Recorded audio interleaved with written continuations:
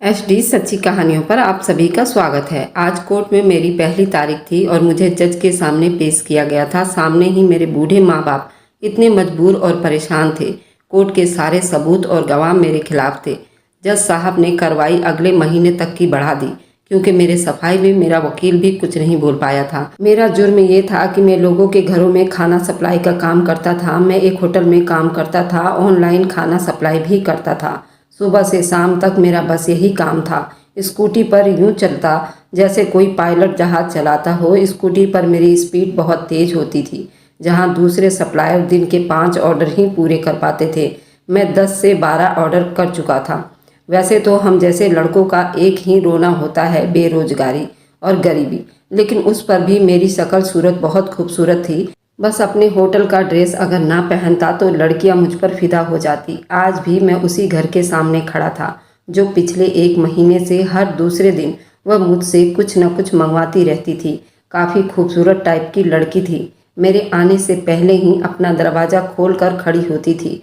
जैसे ही मेरी स्कूटी खड़ी होती, उसके चेहरे पर एक दिल फेंक सी मुस्कुराहट आ जाती थी। मैं उसका सामान उसके हवाले करता, वो मुझे एक बहुत ही खूबसूरत मुस्कुराहट से देखती थी, साथ ही मुझे पैसे पकड़ा देती थी थैंक यू कहकर। वहाँ से मैं चला आता था। पिछले 2 महीने से यही सिलसिला चल रहा था। कभी पराठे, कभी बिरयानी, पनीर, कढ़ाई पनीर, कभी दूसरे सामान वो मुझसे मंगवाती रहती थी। मेरा फ़ोन नंबर उसने उस वक्त लिया जब दूसरी बार उसका ऑर्डर मैंने ही उसके घर पर देने गया था।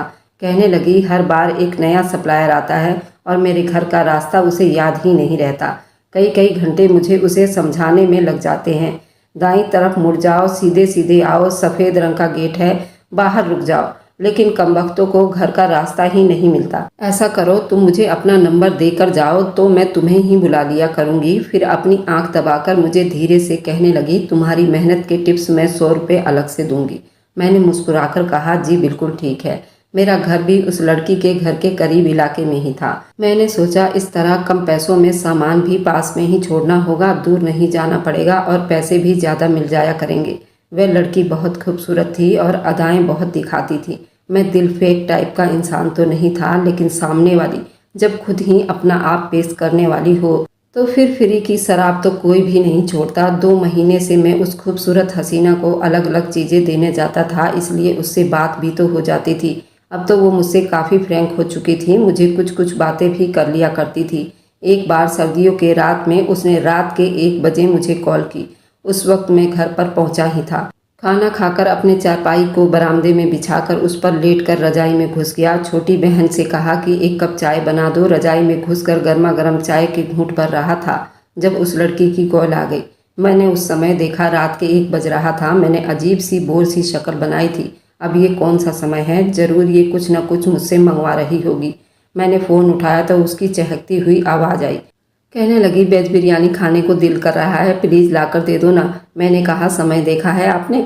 इतनी सर्दी हो रही है, मैं इस वक्त रजाई में घुसकर बैठा हुआ हूँ और गरम गरम चाय पी रहा हूँ। आप मुझे बताएं, ऐसी हालत में आपको लगता है कि मैं अपनी रजाई छोड़कर, गर्मा गर्म चाय छोड़कर आपके लिए पनीर और नान लेकर आऊँगा? जितनी वो मुझसे फ्रैंक हो चुकी थी, मैं उससे कभी कभी हंसी मजाक भी ऐसे ही बातें कह देता था।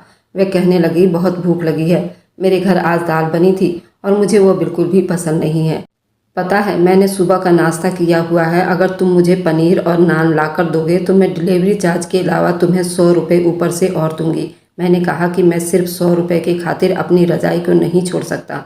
मेरी बात पर वह हंसने लगी, कहने लगी, 200 दूंगी, 300, चलो 500 ले लेना। मैंने कहा, अच्छा चलो ठीक है, आ रहा हूँ। वो कहने लगी, सो स्वीट हार्ट कहकर उसने फ़ोन बंद कर दिया। उसके ऐसे शब्द अक्सर मेरे चेहरे पर मुस्कुराहट बिखेर देते थे, लेकिन मैं नहीं जानता था उसके घर पर जाऊंगा तो आज मुझ पर एक बम धमाका होने वाला है। मैंने सोचा, रमेश चलो हटाओ ये चादर अपने ऊपर से और अपनी जान को थोड़ी सी तकलीफ दो।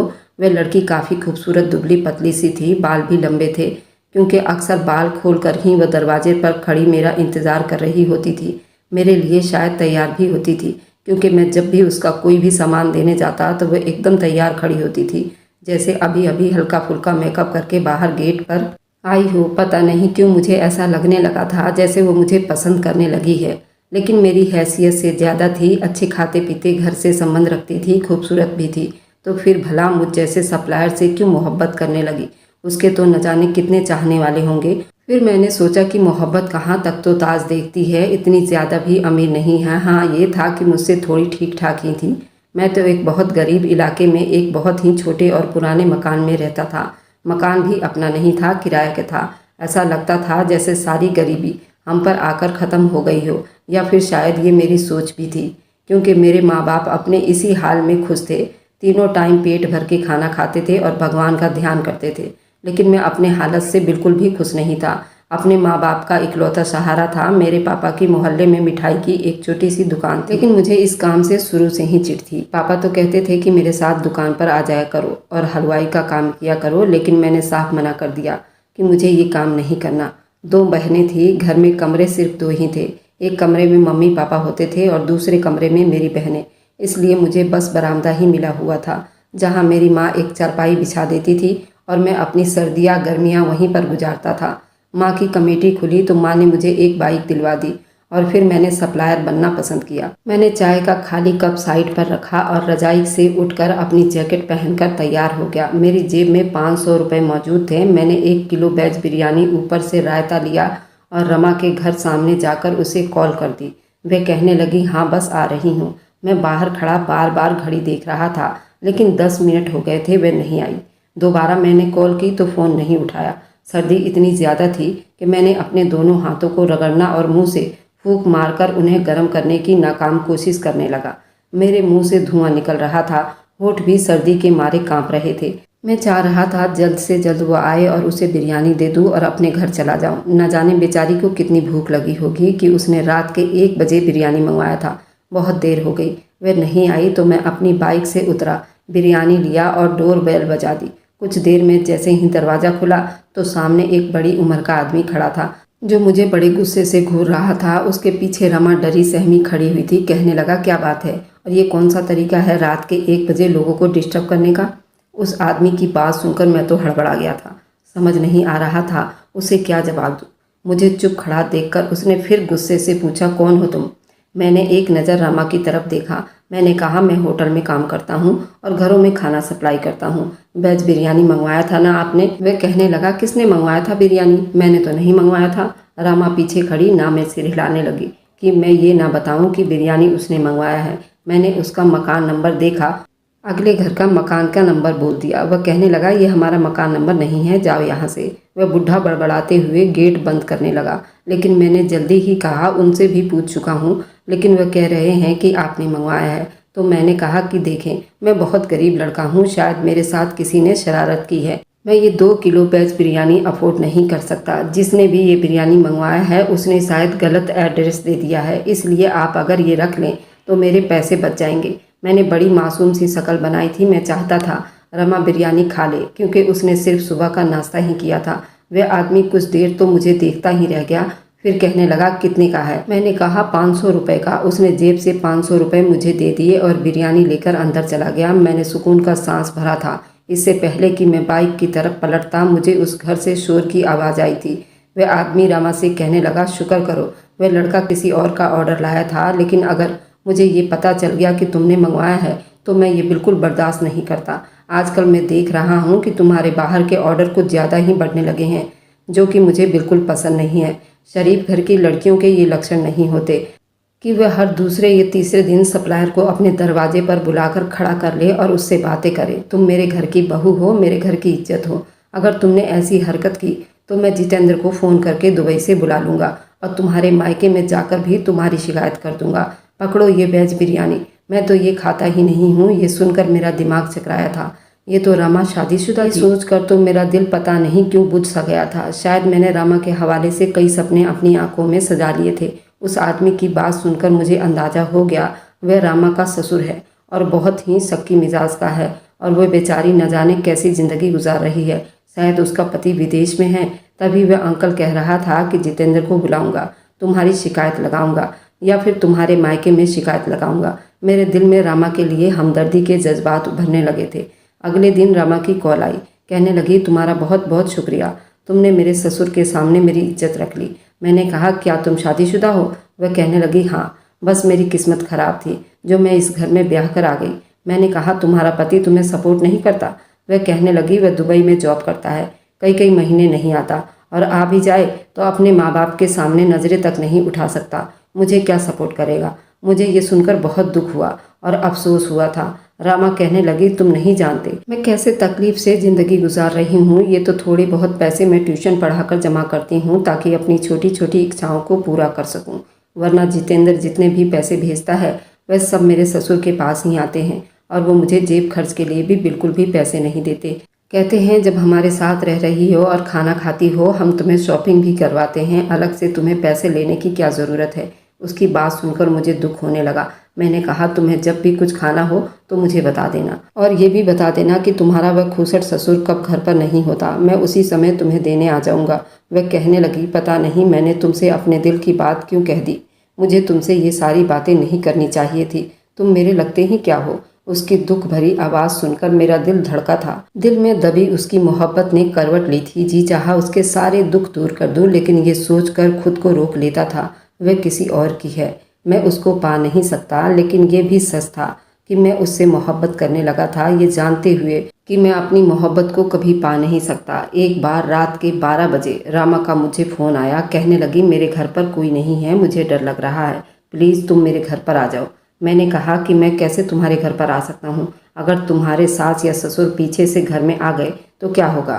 तुम्हारी ज़िंदगी तो और भी मुश्किल हो जाएगी। वह कहने लगी, वे दोनों गांव गए हुए हैं, उनके किसी रिश्तेदार के यहाँ पर मौत हो गई है। मेरे घर पर कोई भी नहीं है, मुझे अकेले बहुत डर लगता है। वह बहुत ज़्यादा डरी हुई लग रही थी। मैंने कहा, तुम परेशान ना हो, मैं बस अभी थोड़ी देर में आता हूँ। कुछ ही देर के बाद मैं उसके घर के दरवाजे पर खड़ा था और वह दरवाज़ा खोलने के बाद बदहवासी से मेरा ही इंतज़ार कर रही थी। मुझे देखकर उसके चेहरे पर सुकून की लहर दौड़ी थी। उसके दरवाजे पर जाकर खड़ा हो गया। उसने दरवाज़ा पूरा खोल दिया और मुझे अंदर आने को कहा। मैं ये सोच रहा था कि अंदर जाना चाहिए या नहीं, क्योंकि वह घर पर बिल्कुल अकेली थी और मेरा इस तरह अंदर जाना ठीक नहीं था। लेकिन वो बेहद डरी हुई थी, तो मुझे लग रहा था कि शायद मुझे कुछ देर के लिए अंदर जाकर उसका डर खत्म कर देना चाहिए। मैं अभी सोच विचार में गुम था, तभी रामा बोली, प्लीज़ अंदर आ जाओ। मैं अंदर चला गया। उसके बाद उसने मुझे आंगन में ही बैठा दिया। कहने लगी, तुम यहाँ बैठो, मैं तुम्हारे लिए कुछ खाने को लाती हूँ। मैंने कहा कि नहीं, मैं इतनी देर नहीं रुक सकता। मैं तो बस तुम्हें यही कहने आया था कि तुम अपने घर की खिड़की दरवाजों को अच्छी तरह से लॉक कर लो। रात को कोई भी आए तो दरवाज़ा मत खोलना, क्योंकि तुम घर पर बिल्कुल अकेली हो। तुम्हें अंधेरे में डर लगता है तो लाइट जलाकर सो जाओ। मैं यही सोचकर तुमसे मिलने चला आया था कि मेरे आने से तुम्हारा डर थोड़ा कम हो जाएगा। अब तुम खुद को रिलैक्स करो और सोने की कोशिश करो। मेरी बात सुनकर वह कहने लगी, मैं आज तक कभी अकेली नहीं रही हूँ। ऐसा करो कि तुम आंगन में ही सो जाओ, कम से कम मुझे ये तसल्ली तो होगी कि घर में कोई है। मैंने कहा, रमा ये सब ठीक नहीं है। अगर भगवान न करे तुम्हारे सास ससुर सुबह घर आ गए और अगर उन्होंने मुझे यहाँ देख लिया तो तुम्हारी बदनामी हो जाएगी। और चलो मान भी लो सास ससुर ना भी आए तो क्या पता घर पर कोई और आ जाए और इस तरह मुझे घर पर देखकर लोग बातें बनाएंगे। मैं नहीं चाहता मेरी वजह से तुम्हारी बदनामी हो। वह कहने लगी, मुझे रात को बहुत डर लगता है। एक बार मेरे ससुर मेरी सास को दवा दिलाने के लिए डॉक्टर के पास लेकर गए थे। वह सिर्फ कुछ ही देर के लिए लेकर गए थे और मैं इतनी देर में ही इतना ज़्यादा डर गई थी कि चीख चीख कर मैंने पूरे मोहल्ले को इकट्ठा कर लिया था। और इस वक्त तो मुझे बहुत ज़्यादा डर लग रहा है, मैं अकेली नहीं रह सकती। अभी हम बात कर ही रहे थे कि बाहर बारिश की आवाज़ आने लगी। ये देखकर तो मेरा दिमाग ही घूम गया था। मैं जैसे ही तेज़ कदमों से बाहर की तरफ बढ़ा, इतनी ही देर में बारिश बहुत तेज़ हो चुकी थी। रामा कहने लगी, ओहो इतनी तेज़ बारिश शुरू हो गई है। मैंने कहा, मुझे कोई फ़र्क नहीं पड़ता, मैं इसी बारिश में घर चला जाऊंगा। मैं ये कह ही रहा था कि जोरदार बादल गरजने लगे थे। रामा डर के मारे मेरे सीने के साथ लग गई। उसकी इस अचानक हरकत ने मुझे अपनी जगह जमा कर रख दिया था। एक करंट की लहर थी जो मेरे पूरे शरीर में दौड़ गई थी। एकदम मैं रामा से पीछे हटा था। कुछ गलत हो जाने का डर मुझ पर हावी होने लगा था। मैंने कहा, रामा तुम दरवाज़ा बंद कर लो, मैं घर जा रहा हूँ। उसने मेरा हाथ कसकर पकड़ लिया और रोने लगी। कहने लगी, मत जाओ, रात का समय, ऊपर से इतनी तेज़ बारिश, मुझे डर लग रहा है, मैं मर जाऊंगी। उसने मेरा हाथ थाम लिया। उस वक्त हम बाहर आंगन में खड़े थे और हम दोनों ही भीग चुके थे। बारिश कम होने के बजाय और भी ज़्यादा हो गई थी। फरवरी का महीना था और बारिश का पानी बहुत ठंडा था। ठंड की वजह से अब वो कांपने लगी थी। ठंड तो मुझे भी लग रही थी, लेकिन मेरे दिमाग से बस यही घूम रहा था कि किसी तरह मैं अपने घर चला जाऊं। लेकिन बारिश कम होने के बजाय और भी तेज हो गई थी। उसने कॉटन का लाइट ब्लू कलर का कुर्ता पहन रखा था जो बारिश की वजह से भीग कर उसके तन से चिपक गया था और उसकी खूबसूरती को उभारने लगा था। मेरी नज़रों में बेताबी बढ़ने लगी थी। मैंने फ़ौरन से अपनी नज़रें झुका ली थी। मैं यहाँ से जाना चाहता था, वरना शायद कुछ देर रुकता तो खुद पर काबू नहीं रख पाता। आखिर मैं भी तो एक मर्द था और सामने जब इतनी खूबसूरत लड़की खड़ी हो, वह भी इतने करीब, तो कोई कैसे खुद पर कंट्रोल रख सकता है। मैंने जल्दी से रामा से अपना हाथ छुड़ाया, लेकिन ठीक उसी समय आसमान पर बिजली चमकी और बादलों की गरजने से रामा को कांपने पर मजबूर कर दिया। वह राकेश कहती हुई मेरे सीने से चिपक गई थी। मैं इंसान था, कोई फरिश्ता नहीं था, और जहाँ मर्द और औरत अकेले हों तो उनके बीच में तीसरा शैतान मौजूद होता है। मेरी अक्ल ने भी उस वक्त काम करना छोड़ दिया था। बस दिल की धड़कन थी जो उस वक्त रामा के दिल की धड़कनों के साथ धड़क रही थी, क्योंकि वो मेरे सीने से लगकर खड़ी थी। उसने डर की वजह से अपने दोनों हाथों से मेरी कमर को पकड़ रखा था। कह रही थी, राकेश, मुझे बहुत डर लग रहा है, प्लीज़ मुझे छोड़कर मत जाओ। धीरे धीरे मुझ पर भी बेखुदी सी छाने लगी थी। मैं उसे अंदर ले गया। कमरे का दरवाज़ा बंद हुआ। हमारे जज्बात आवे ताप से जाग उठे थे। शैतान हम पर हावी हो चुका था। रामा ने मुझे बस एक ही बार मना किया था, लेकिन मैं तो अपने होश खो बैठा था। मुझे होश उस वक्त आया जब सब कुछ हो चुका था और अब बुरी तरह से पछता रहा था। और रामा रोए जा रही थी। कहने लगी, राकेश, ये तुमने मेरे साथ क्या कर दिया? मैंने तो तुम्हें अपनी सुरक्षा के लिए बुलाया था और तुमने ही। ये कहकर वह फूट फूट कर रोने लगी थी। मैंने कहा, रामा देखो, जो कुछ हुआ है वह एक हादसा था। रात को बारिश बहुत तेज थी, फिर तुम खुद भी तो मेरे साथ लग गई थी और मैं बहक गया था। वह कहने लगी, मैं तो डरी हुई थी, तुम तो मर्द थे, तुम्हें होश हवास से काम लेना चाहिए था। मैं तो डर के मारे बस तुमसे पनाह मांग रही थी, लेकिन तुमने तो मुझे बर्बाद करके रख दिया। मैंने कहा, देखो, जो कुछ भी हो गया है उसमें मेरा भी कोई दोष नहीं है। तुम्हें रात के समय मुझे बुलाना ही नहीं चाहिए था। वह कहने लगी, ठीक है, मान लो जो मेरा कसूर है, मैं ही गलत हूँ। उसने अपनी मासूम शक्ल बनाकर कहा। मैं वापस वहाँ से चला आया था। मुझे अपने किए पर शर्मिंदगी सी महसूस होने लगी थी। मैं घर आया तो मेरी माँ मुझे कहने लगी, तुम रात भर कहाँ थे? मैं नज़रें चुराए हुए था। मैंने कहा, मम्मी, रात को बहुत तूफानी बारिश हो गई थी, इसलिए मैं दोस्त के घर पर ही रुक गया था। मेरी माँ कहने लगी, बारिश को रुके हुए 3 घंटे हो चुके हैं और रात को बारिश की खबर पहले ही बता दी गई थी। तुम्हें वक्त पर घर आ जाना चाहिए था। मैं रात भर तुम्हारे लिए परेशान होती रही हूँ। फ़ोन तो कर सकते थे अपने दोस्त के घर से। 100 फ़ोन किए होंगे तुम्हारी बहनों ने तुम्हें, लेकिन तुमने फ़ोन उठाने की भी ज़रूरत नहीं समझी। मैं कमरे में चला गया। बहनों से कहा, मेरी तबीयत ठीक नहीं है, मैं सोना चाहता हूँ, इसलिए वह कमरे से बाहर चली आए। वह कमरे से बाहर निकल गई। मुझे अपने किए गए पाप का अभी तेजी से एहसास हो रहा था। मुझे वहाँ जाना ही नहीं चाहिए था। पता नहीं क्यों दिल में एक बेचैनी सी भरी हुई थी। अंदर ही अंदर कोई मुझे कचोट रहा था, जैसे कुछ गलत हो गया हो, बहुत गलत हुआ हो। मुझे रामा की भी चिंता सताए जा रही थी। उसके बाद तो ना रामा का कोई फ़ोन आया था, ना ही मैंने उससे बात की थी। और फिर कुछ दिन के बाद रामा की कॉल आई। मैंने डरते डरते कॉल उठाई थी। वो कहने लगी, राकेश, मुझे तुमसे मोहब्बत हो गई है। मैं अब तुम्हारे बगैर नहीं रह सकती। जब से तुम गए हो, बस मुझे तुम्हारे ही ख्याल परेशान करते हैं। पता नहीं क्यों तुम्हारी याद दिल से निकाल नहीं पाती हूँ, और आज जब बहुत बेबस हो गई तो तुम्हें फ़ोन किया है। प्लीज़ मेरी मोहब्बत को स्वीकार करो। मैं तुम्हारे बिना नहीं रहना चाहती। मैंने कहा, देखो, ये सब ठीक नहीं है, पाप है। तुम शादीशुदा हो और मेरे साथ रिश्ता बनाना ये बहुत बड़ा पाप है। तुम्हारे पति के साथ ये धोखा होगा। वह रोने लगी। कहने लगी, मेरा पति मुझे अपने माँ बाप की सेवा के लिए लाया है। उसने खुद तो परदेश में शादी कर रखी है, अपनी पत्नी के साथ ऐश की ज़िंदगी गुजर रहा है, और मुझे यहाँ तन्हाई का अजाब झेलने के लिए छोड़ दिया है। आखिर मैं भी तो इंसान हूँ। रामा सिसकियों से रोते हुए ये सब कह रही थी। मुझे उस पर तरस आने लगा था। कैसा खुदगर्ज पति था उसका। वह कहने लगी, बस मुझे बात कर लिया करो, अपनी आवाज़ मुझे सुना दिया करो। मुझे तुमसे कुछ नहीं चाहिए। मेरा दिल भी अब धीरे धीरे रामा की मोहब्बत में गिरफ्तार होने लगा था। जब भी दिन के समय वह अकेली होती, मुझे बुला लेती, मुझे अपने कमरे में ले जाती और फिर मुझसे मोहब्बत भरी बातें करती, मेरे करीब आ जाती। कई बार हम दोनों मोहब्बत के नाम पर पाप कर बैठे थे। एक बार मैं रामा के कमरे में ही था जब उसके घर का दरवाज़ा बजने लगा। दरवाज़ा खोलने की आवाज़ सुनकर हम दोनों का ही रंग उड़ गया था। मैं फ़ौरन से रामा के कमरे में ही छुप गया। वह भी बुरी तरह घबराई हुई थी। कहने लगी, ज़रूर मेरे ससुर होंगे। जैसे ही वह कमरे में जाते, मैं तुम्हें खिड़की से बाहर निकाल दूंगी। मैंने कहा, ठीक है।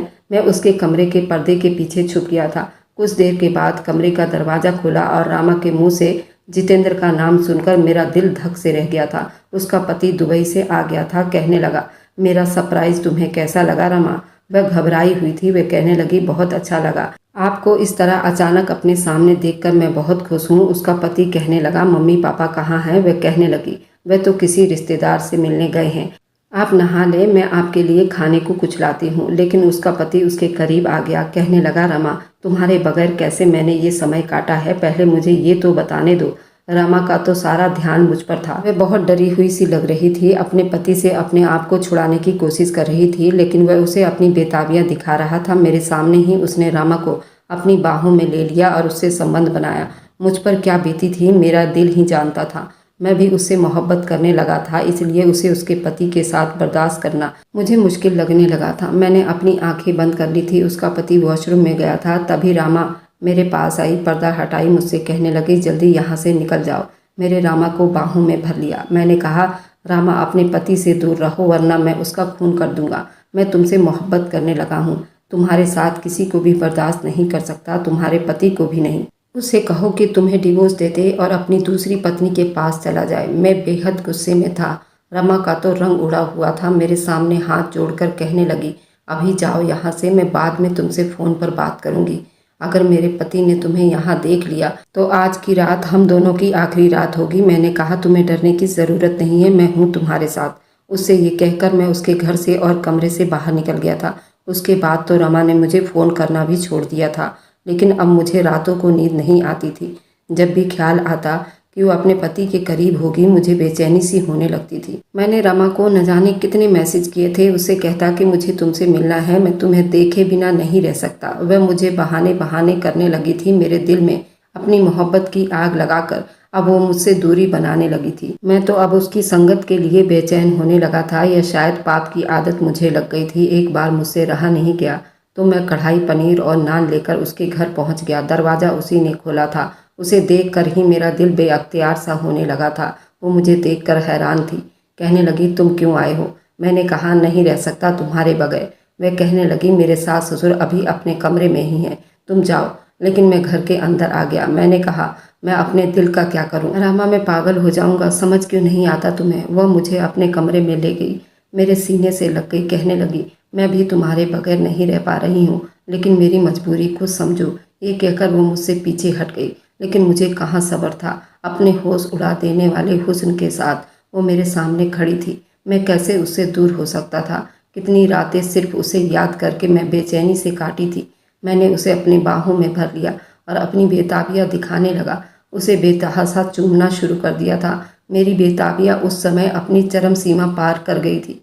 जिसकी आदत उसी ने डाली थी, वह मुझे खुद से पीछे करने की कोशिश में थी। अचानक से कमरे का दरवाज़ा खुला। शायद जल्दबाजी में रामा कमरे का दरवाज़ा लॉक करना भूल गई थी। सामने उसका ससुर खड़ा था। उसे देखकर तो मेरी भी रंगत उड़ गया था। रामा ने मुझे धक्का दे दिया अपने बचाव के खातिर। वह मुझको बहुत बुरा फंसा चुकी थी। उसका ससुर मेरे करीब आया। मेरे गिरेबान पकड़कर मेरे मुंह पर 2-3 थप्पड़ रख दिए और उसके बाद तो उसने मुझे बेतहासा मारना ही शुरू कर दिया था। शोर मचा दिया। मोहल्ले के लड़के जमा हो गए और वह भी मुझे मारने लगे। रामा का पति भी आ गया। उसने भी मुझे बहुत मारा। कहने लगा, तुम्हें जेल में डलवा दूंगा। तुम चोरों की तरह मेरे घर में आकर मेरी पत्नी के साथ जबरदस्ती कर रहे थे। मैंने कहा, मैं रामा से मोहब्बत करता हूँ और वह भी मुझसे मोहब्बत करती है, तुम उसे छोड़ दो। मेरा ये कहना था कि रामा का रंग उड़ा था। वह अपने पति के सामने साफ मुँह कर गई। कहने लगी, ये झूठ बोल रहा है, मैं इसे नहीं जानती। मैंने कहा, रामा तुम्हें डरने की ज़रूरत नहीं है, हमने प्यार किया है, कह दो कि तुम भी मुझसे मोहब्बत करती हो। वह कहने लगी, जितेंद्र ये झूठ बोलकर मुझे बदनाम कर रहा है ताकि ये सज़ा से बच जाए। इसे जेल भिजवा दो। मेरी बात पर किसी ने भी विश्वास नहीं किया था। रामा कहने लगी, ये आदमी मुझे ब्लैकमेल कर रहा था कि तुम्हारे पति के सामने तुम्हें झूठा साबित कर दूंगा।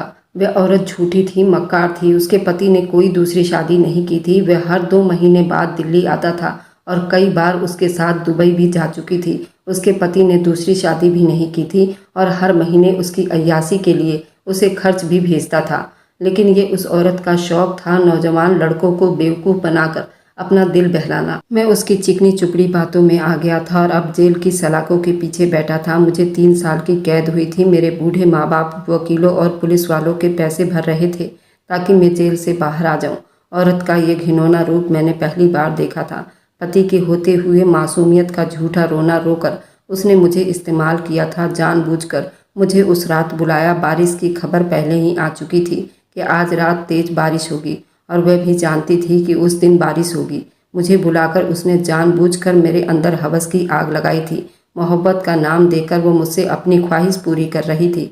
औरत का ये रूप पहली बार देखा था। आज तक तो मैंने ये सुना था कि मर्द हवस का पुजारी होता है, लेकिन यहाँ तो औरत थी। औरत ही हवस की पुजारन निकली थी। यहाँ तो वह झूठ बोलकर बच गई थी, लेकिन भगवान के सामने क्या करेगी। और गलती मेरी भी थी। मुझे भी ऐसे पाप से बचना चाहिए था, लेकिन मैं बहक गया था। जेल से तो मैं बाहर आ गया था। मेरे माँ बाप ही मुझे बहुत शर्मिंदा थे।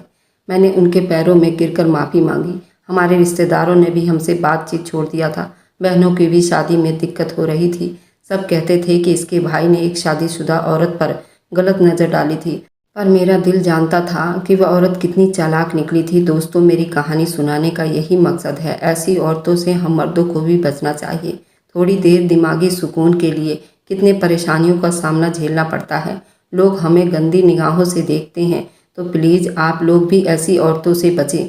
हर बार मर्द ही गलत नहीं होते। आप लोग बताइए, क्या मैं सही कह रहा हूँ या गलत?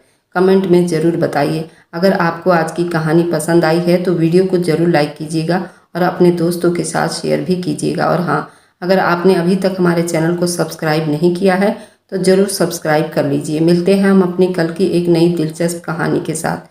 मुझ पर सदा अपना प्यार और स्नेह बनाए रखें। सभी को मेरा प्यार भरा नमस्कार दोस्तों।